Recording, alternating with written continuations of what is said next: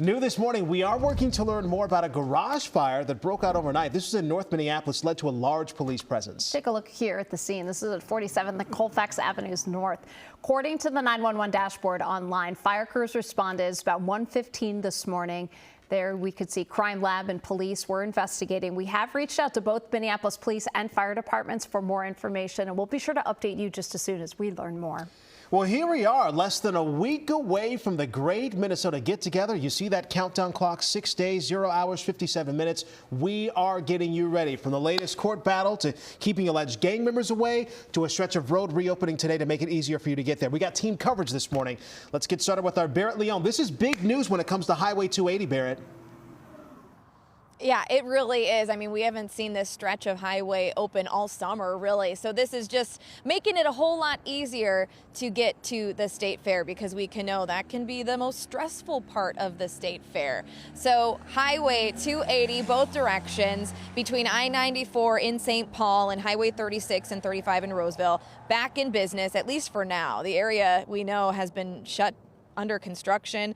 It's fully shut down since April. Good news, MnDOT says no significant road work is expected during the state fair, because getting to the fair, like I said, it can be the most stressful part. So it is welcome news here that Highway 280 is back open. Let's break down some options organizers are suggesting for you to get over to the fair this year. Driving yourself will be the most costly, but buses and biking, those are options to help reduce that cost. The state fair says, along with Metro Transit, they're offering park and ride locations where you can hop on a bus and it will take you directly there. Rideshare is always an option too. We have a full staff dedicated to transportation. They work year-round planning our park and ride buses, working with rideshare companies, working with our transit partners to map everything out for the fair and make adjustments year to year. We learn something new every year about ways people are getting to the fair, what we need more of, what we might need to change, and so they make those changes year after year so that we can have the best experience possible. We have a breakdown of all of those options I just mentioned on our website, WCCO.com. We have some good news. Highway 280 will remain fully back open this fall, but we can expect more construction work, lane closures, ramp closures, things of that nature. But it will remain fully open during the state fair as well, guys. Definitely good news for everyone. But not quite yet done. Not quite yet done, yeah. All righty, Barrett, thank you. Now, speaking of the fair, we now know that some people who say they will not be attending. Let's get you over to the live desk this morning. So our Maria Lisignoli is continuing our fair coverage. We know these people accused of being gang members, Maria. Yes, that's right. Now, they are barred from attending the Great Minnesota Get-Together. This is a story we've been following for a couple of weeks now. Ramsey County and the Attorney General filed civil injunctions against them in an effort to prevent the gang fights and the gunfire that we've seen in recent years at the fair. They filed the motion after social media posts called for a big fight between two rival gangs this year. On Thursday, a judge ruled that 7 alleged gang members are banned from the fairgrounds this year, and 3 more will have tough restrictions on them. An attorney told us that he represents those 7 who voluntarily signed agreements that they will not attend the fair. Now, in those agreements that they signed this week, all 7 state that they are not gang members. Intention of going to the fair this year, and now that they've signed their names to this agreement with the state, they're committing that they will not go. Now, if they keep their word, Ramsey County and the state will dismiss civil action against them. Okay, we'll see where this goes from here with the fair just underway a week from now. Maria, we appreciate that update.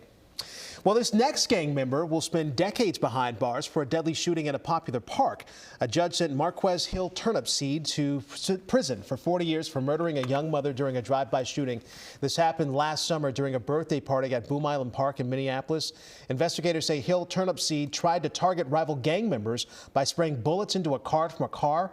Several people were hit, including Stagina Whiting, who died. A second man who pleaded guilty in this case learns his fate. That's expected later this month. Today, President Trump is headed to South Carolina. This is to stump for Senator Darlene Graham ahead of a big runoff election there. CBS News' Jared Hill tells us that this comes a day after the president's unexpected reunion with his former personal attorney, Michael Cohen, after years of public feuding. A surprise reconciliation between President Trump and his former fixer, Michael Cohen. You and I have obviously traveled a pretty rocky road together. The president called into Cohen's radio show nearly 8 years to the day after Cohen pleaded guilty to federal campaign finance charges linked to payments supposedly meant to silence adult film actress Stormy Daniels and Playboy model Karen McDougal, who claimed they'd had sex with Trump.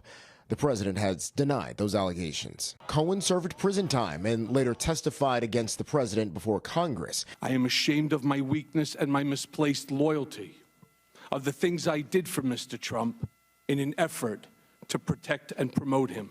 And in the 2024 criminal case related to the payments to Daniels, Trump was ultimately convicted of falsifying business records. They weaponized you, they weaponized a lot of people, and I respect the fact that you recanted. Yeah. Everything you said. Cohen says he's seeking a pardon. In the interview, President Trump also touted the economy despite rising prices sparked by the U.S. war with Iran. Iran can never have a nuclear weapon, very simple. And I think the public sees it. Further east, new tensions on the Korean peninsula. South Korea says the North fired a series of ballistic missiles. This not long after President Trump ordered the Pentagon to pull back on military drills with South Korea, citing his relationship with North Korea's leader. The fact that I get along with him, that's a good thing, not a bad thing. North Korea dismissed the president's gesture. Jared Hill, CBS News. President Trump says he plans to meet with Kim Jong-un this year. Now back to Michael Cohen. Yesterday, he told CNN that he did apply for a pardon with the Biden White House, but was denied, and he plans to follow up with the Trump White House today.